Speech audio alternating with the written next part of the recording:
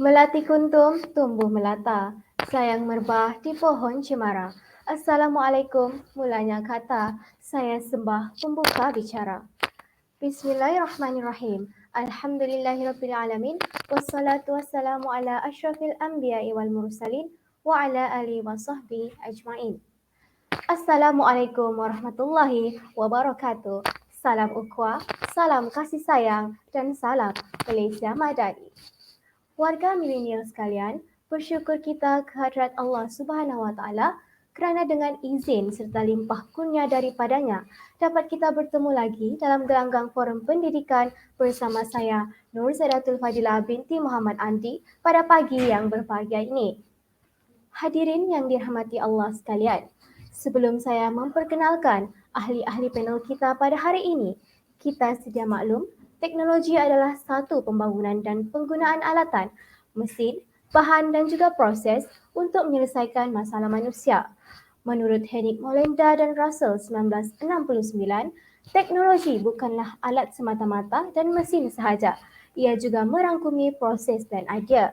Ini bermakna dalam merancang sesuatu pengajaran, perancangan awal yang melibatkan penggunaan idea sama ada dalam bentuk teori, pendekatan, kaedah dan sebagainya adalah merupakan proses yang terpenting. Alat pula merupakan pemangkin ke arah mencapai kejayaan. Sesuai dengan tajuk forum kita pada kali ini, teknologi terkini dalam pendidikan. Sebelum mengupas tajuk ini dengan lebih mendalam, terlebih dahulu, mari kita berkenalan dengan ketiga orang ahli panel kita pada hari ini. Jangan ragu dan jangan risau, kerana warga milenial memangnya tidak asing lagi dengan panel-panel kita pada hari ini. Baiklah, ahli panel pertama, Profesor Nur Maisara binti Muhammad Amin Fuad, pensyarah Universiti Malaya. Apa khabar, Prof?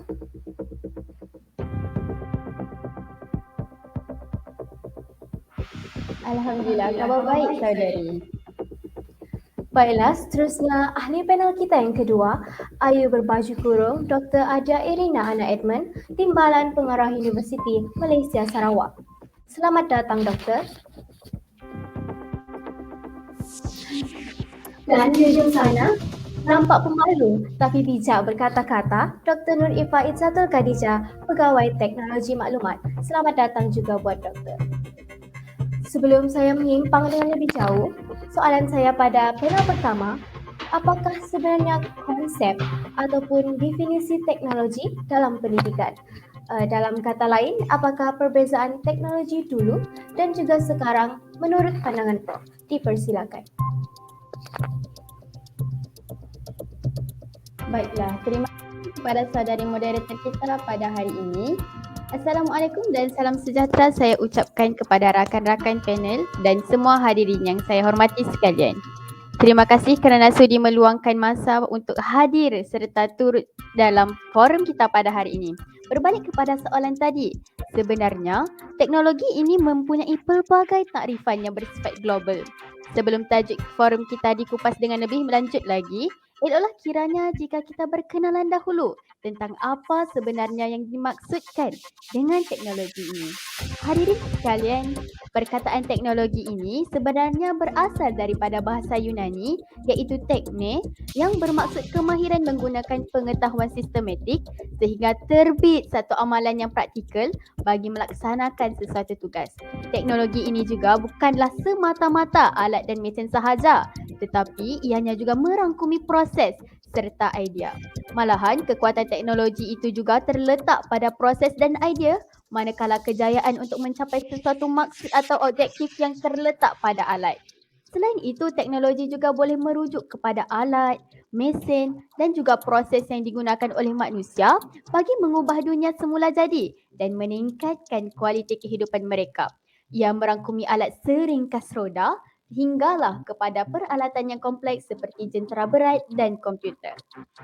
Konsep teknologi juga boleh ditakrifkan sebagai satu benda yang berubah-ubah mengikut peredaran zaman.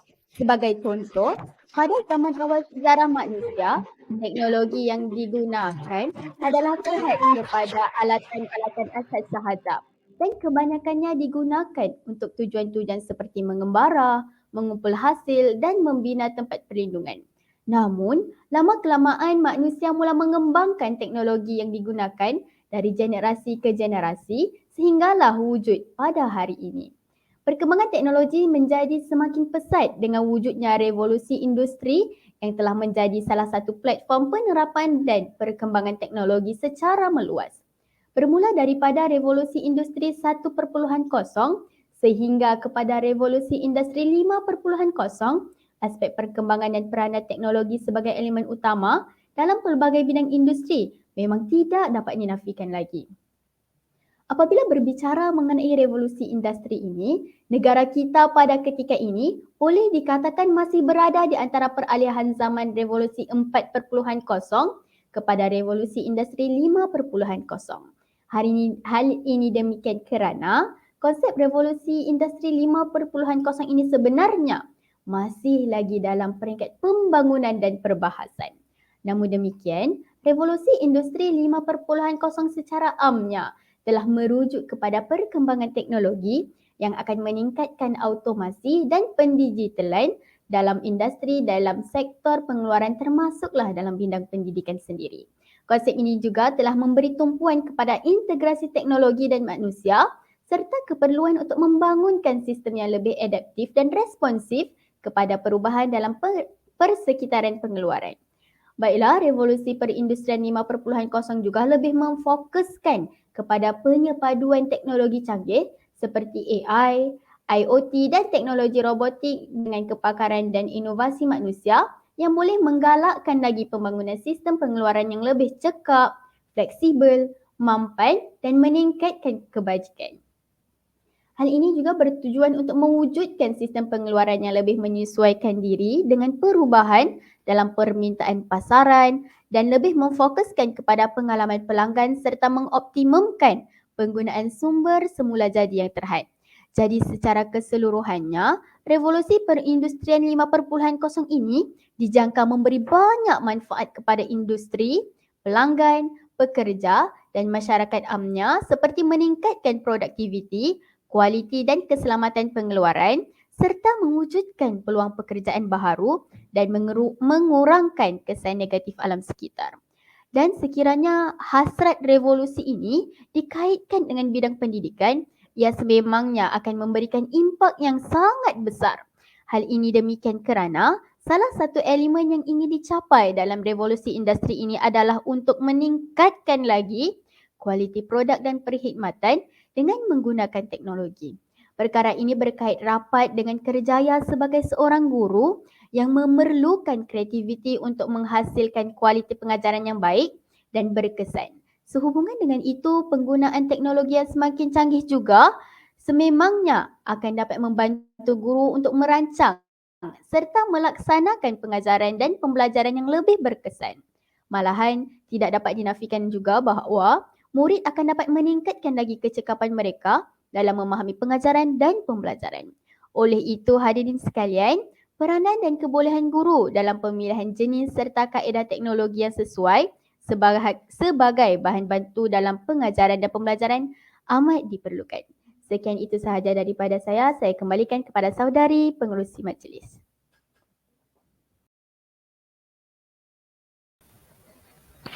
Terima kasih kepada panel pertama kita atas lontaran yang konsep yang utuh lagi berisi. Sebentar tadi panel pertama ada menyatakan bahawa teknologi pendidikan ini dikatakan dapat membantu guru khususnya dalam perancangan dan pelaksanaan PDP. Justru saya ingin menanyakan persoalan seterusnya kepada ahli panel kita yang kedua. Apakah contoh teknologi terkini dalam pendidikan yang boleh Doktor kupaskan dengan lebih terperinci? Dipersilakan.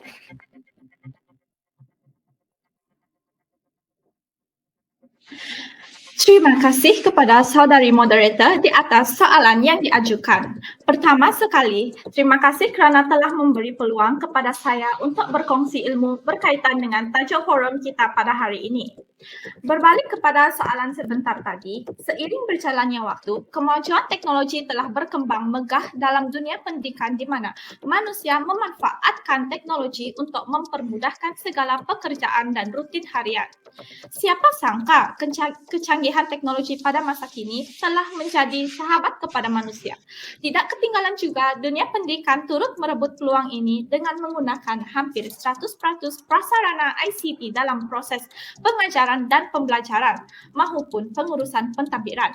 Hal ini demikian, teknologi digunakan pakai untuk membantu guru dalam menyampaikan pengajaran dengan menggunakan strategi yang lebih kondusif dan menarik minat murid agar mudah untuk mencapai objektif yang diingini.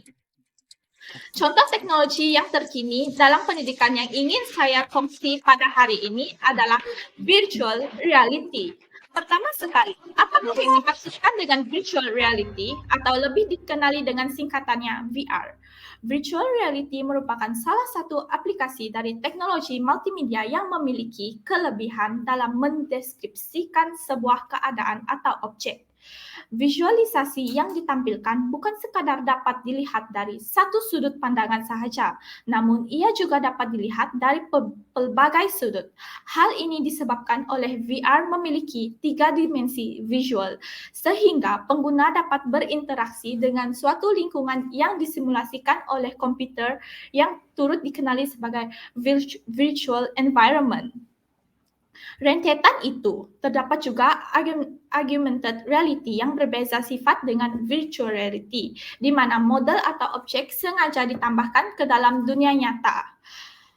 Virtual reality sebagai simulasi komputer interaktif yang dapat mempengaruhi panca indera pengguna bahkan menggantikan satu atau lebih panca indera manusia sehingga pengguna berkebolehan untuk hanyut ke dalam dunia simulasi.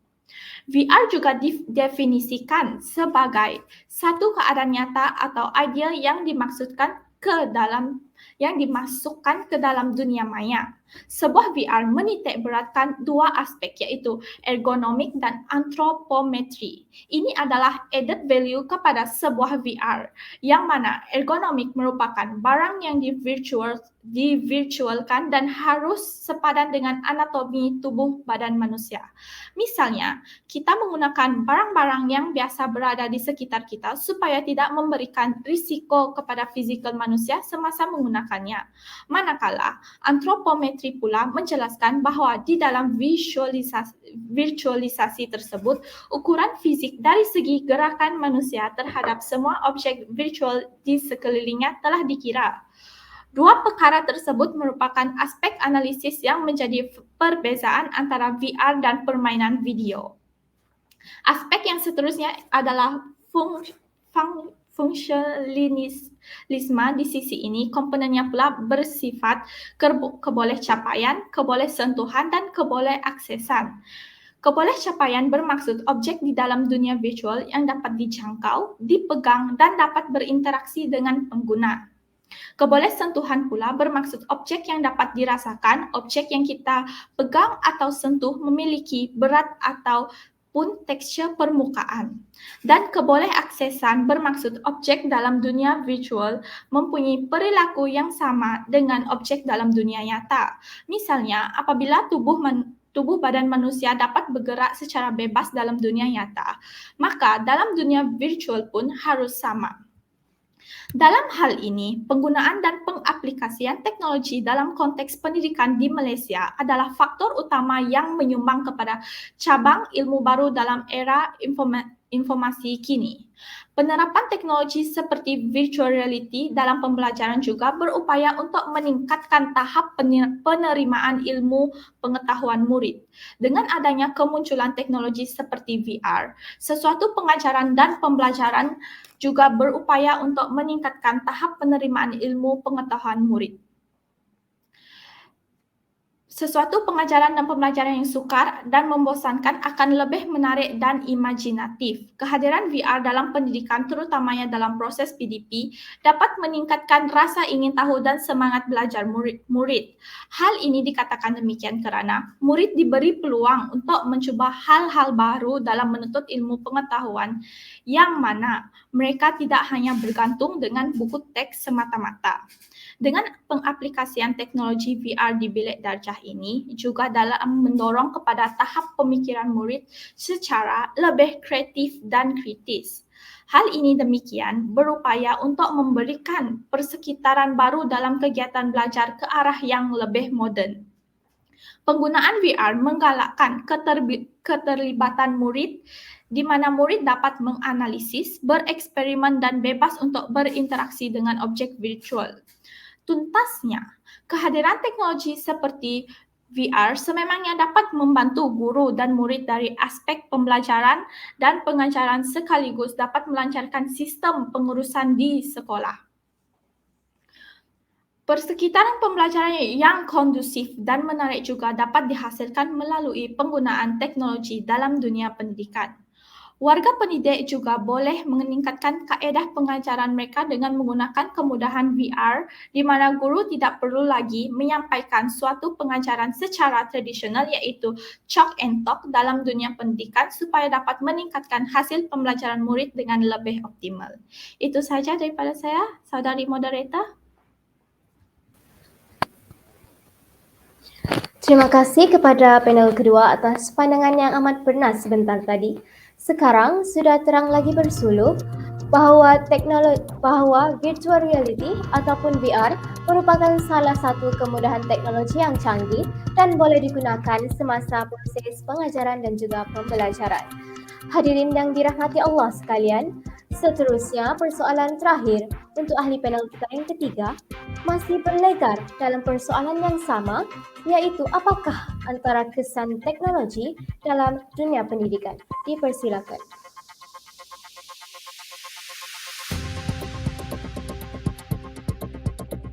Baiklah, terima kasih saudari pengerusi.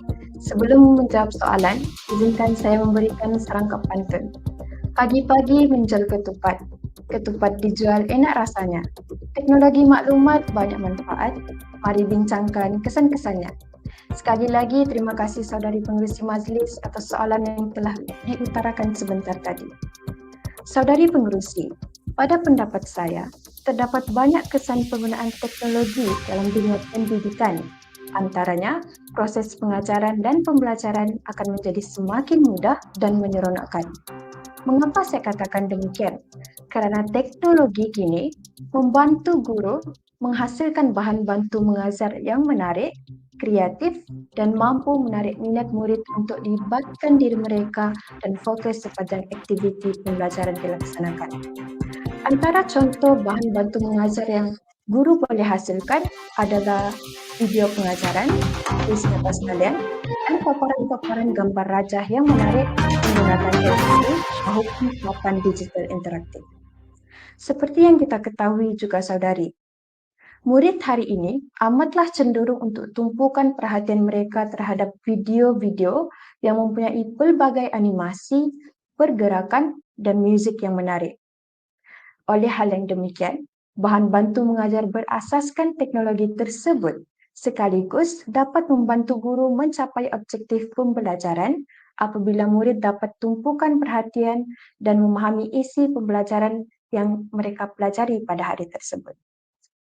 Memetik kata-kata Ana Maritza dan rakan-rakannya dalam kajian yang bertajuk Pengaruh Teknologi dalam Dunia Pendidikan yang telah pun ditulis pada tahun 2021, menyatakan bahawa teknologi kini telah menjadi sebuah alat pendukung yang digunakan dalam pendidikan untuk mempermudahkan guru dalam mengajar murid dengan hasil yang ingin dicapai. Seterusnya sidang hadirin dan saudari pengerusi serta para panel sekalian. Penggunaan teknologi dalam dunia pendidikan juga membantu dalam melahirkan generasi yang celik IT. Hal ini kerana dengan dunia yang syarat dengan arus pemodenan kini, amat menuntut murid untuk mahir dan tidak janggal dalam menggunakan peranti dan kemudahan teknologi yang wujud bagi tujuan pendidikan. Dengan itu, murid tidak akan dilabel sebagai individu yang miskin digital. Menurut ahli Dewan Undangan Negeri Usukan, Datuk Seri Dr. Saleh Said Keruak berkata, miskin digital ini merujuk kepada individu yang tidak mahir menggunakan teknologi maklumat dan komunikasi. Bahkan tambah beliau lagi saudari, seseorang itu dianggap miskin digital jika tidak mahir menggunakan ICT kerana dalam dunia hari ini, orang ramai bekerja, berniaga dan berurusan melalui dalam talian. Oleh hal yang demikian, suka saya kongsikan bahawa guru haruslah mempelbagaikan aktiviti pembelajaran yang berasaskan teknologi untuk memberi pendedahan kepada murid. Sebagai contoh, murid tidak akan berasa kekok untuk gunakan peranti elektronik seperti komputer dan tablet dalam menyiapkan tugasan mereka maupun membuat carian di internet. Sekiranya guru memperbanyakkan aktiviti pembelajaran yang memerlukan murid untuk menggunakan peranti digital. Baiklah, kembali kepada saudari pengerusi majlis. Terima kasih.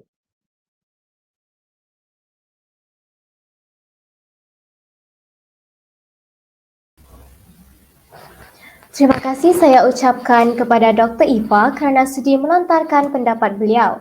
Dapatlah disimpulkan di sini yang mana teknologi sememangnya memberi impak yang positif kepada guru maupun murid bermula dari objektif PDP dicapai, murid lebih fokus dalam PDP serta melahirkan generasi yang cili IT. Hadirin sekalian, kita teruskan lagi dengan pusingan kedua forum ini. Baiklah Profesor Maistara, dalam hati saya sendiri sejak dari tadi terlonjak-lonjak rasa ingin tahu apakah cadangan Prof agar semua ranah masyarakat boleh menerima teknologi. Dipersilakan Prof. Terima kasih saudari moderator atas lontaran soalan yang sangat signifikan mengenai cadangan agar semua ranah masyarakat boleh menerima teknologi pada era globalisasi kini. Pada hemat saudara dan saudari yang dihormati sekalian, kita telah pun begitu arif terhadap penggunaan teknologi di mana ia menjadi satu alat yang boleh dianggap sebagai keperluan penting dalam menjalani kehidupan seharian kita. Akan tetapi, tidak mustahil juga terdapat segelintir masyarakat yang kurang bersetuju terhadap keberkesanan penggunaan teknologi untuk membantu memudahkan urusan manusia dari pelbagai sudut. Oleh yang demikian, izinkan saya untuk berkongsi serta bersama-sama kita membincangkan cadangan alternatif yang terbaik supaya masyarakat sejagat mula bersifat lebih terbuka terhadap kemajuan teknologi yang kian pesat penggunaannya khusus buat warga emas yang sudah berusia dalam pelbagai bidang. Baiklah saudara-saudari yang dihormati sekalian, cadangan pertama saya ialah pihak berkenaan perlu lebih giat meningkatkan pendedahan yang lebih mendalam serta terperinci terhadap penggunaan teknologi yang betul secara langkah demi langkah agar lebih mudah difahami oleh masyarakat. Sebagai contohnya, dalam bidang pendidikan, situasi di mana penggunaan aplikasi secara atas talian bagi mewujudkan kelas secara alam maya bukanlah satu urusan yang mudah bagi para guru veteran yang mungkin agak ketinggalan dalam dunia teknologi. Justru, metod ataupun langkah seperti ceramah penggunaan manual, sesi bengkel panduan penggunaan dan sebagainya sewajarnya dilaksanakan dan diadakan kepada semua guru khususnya. Oleh yang demikian, usaha dalam meluaskan lagi pendedahan terhadap cara penggunaan kemudahan teknologi itu sendiri merupakan salah satu sumbangsaran yang terbaik kepada penerimaan masyarakat terhadap teknologi. Seterusnya hadirin dan hadirat yang dirahmati sekalian, cadangan yang sesuai dilaksanakan juga ialah keberkesanan teknologi juga boleh dikomersialkan melalui penglibatan masyarakat dalam pelbagai pertandingan yang dianjurkan oleh beberapa badan kerajaan maupun bukan kerajaan, iaitu melibatkan penggunaan teknologi bagi membantu menyelesaikan masalah harian. Sebagai contohnya, saya memuji penuh usaha sekolah-sekolah serta pasukan sukarela dalam pertandingan STEM, iaitu setiap peserta berusaha dalam memanfaatkan idea serta kebaikan teknologi dalam mencipta inovasi-inovasi baharu bagi memudahkan sesuatu tugas dilakukan seperti penciptaan robot untuk membuang sampah secara kita semula, di mana sampah dibuang mengikut kategori kaca, plastik dan kertas secara teratur. Hal ini jelas menunjukkan bahawa pemanfaatan teknologi bukan sahaja dapat diaplikasikan dalam sektor yang besar dan penting sahaja, malah dalam perkara remeh sebegini juga, teknologi turut membantu bagi memudahkan urusan kita.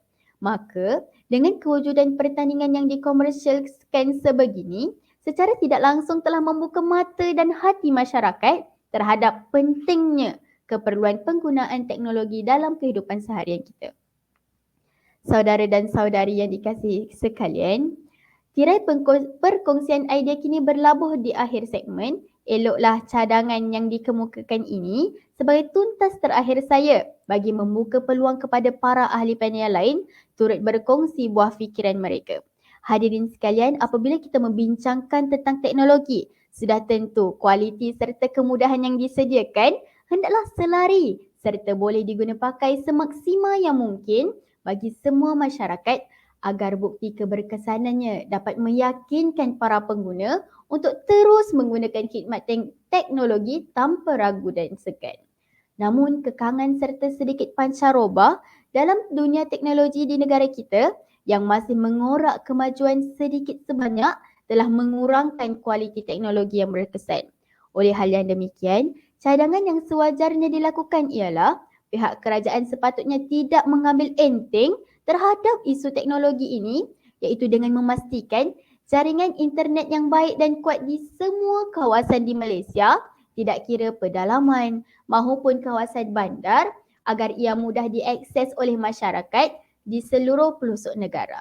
Tambahan lagi, penyediaan alat teknologi yang canggih juga hendaklah bersesuaian dengan dunia IR 5.0 sekarang, khususnya dalam dunia pendidikan di mana semua peruntukan di sekolah perlulah diutamakan terhadap peralatan seperti teknologi canggih komputer, LCD, tab dan sebagainya bagi meningkatkan keberkesanan pendidikan dengan lebih cemerlang. Demikianlah sedikit perkongsian saya terhadap soalan yang amat menarik daripada saudari moderator tadi untuk dikongsikan kepada para pendengar sekalian. Sekian daripada saya, kembali kepada saudari moderator.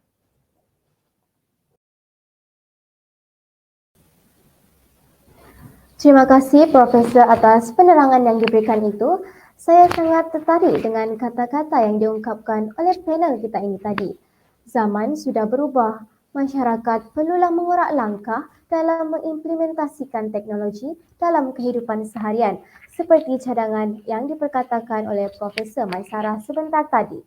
Jadi, saya sangat teruja untuk bertanyakan pada ahli panel kita yang kedua. Menurut pendapat Dr. Adia, apakah cabaran teknologi yang dihadapi oleh masyarakat pada masa kini? Dipersilakan.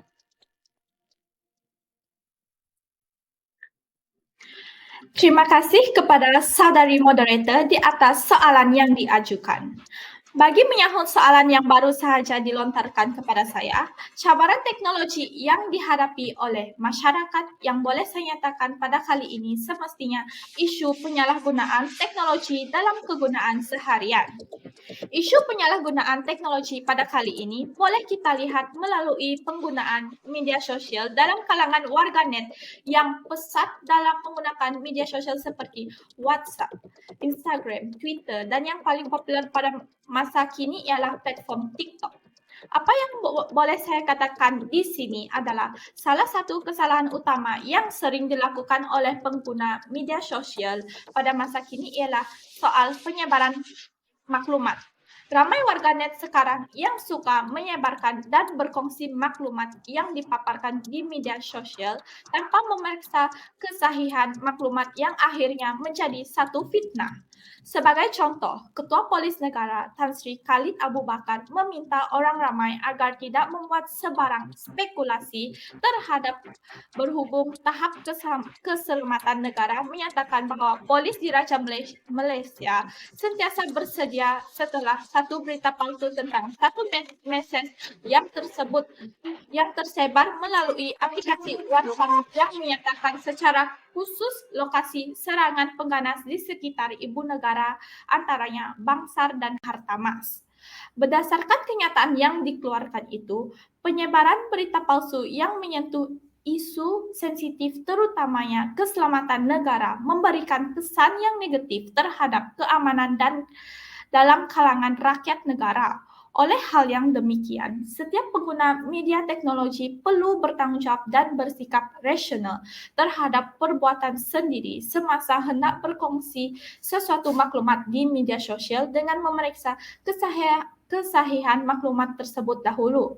Secara kesimpulannya, isu penyalahgunaan teknologi yaitu penyebaran maklumat palsu merupakan cabaran teknologi yang dihadapi oleh masyarakat pada masa kini yang boleh saya hujahkan sebagai salah satu daripada pelbagai cabaran teknologi yang kita sedia maklum.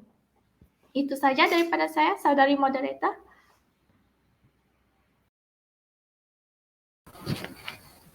Terima kasih ahli panel kedua atas perkongsian beliau sebentar tadi berkaitan cabaran teknologi terhadap pengguna yang mana sebenarnya berpunca daripada sikap pengguna ataupun masyarakat itu sendiri sehingga membawa kepada keburukan teknologi. Baiklah, bolehkah Dr. Ifa mengemukakan pandangan Doktor mengenai cadangan dalam penambahbaikan penggunaan teknologi dalam pendidikan? Dipersilakan Doktor. Semestinya boleh, saudari moderator. Terima kasih atas soalan yang diajukan sebentar tadi. Ahli panel dan sidang hadirin sekalian, pada pendapat saya, salah satu cadangan penambahbaikan penggunaan teknologi dalam pendidikan ialah pihak kerajaan haruslah menyediakan kemudahan teknologi yang mencukupi dan berkualiti di setiap sekolah dalam negara.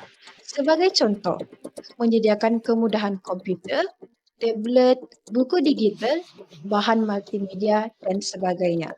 Bahkan, setiap kemudahan yang disediakan pula haruslah diselenggara dan diperiksa secara berkala bagi memastikan setiap kemudahan teknologi tersebut berfungsi dan boleh digunakan di dalam kelas untuk sesi pengajaran dan pembelajaran.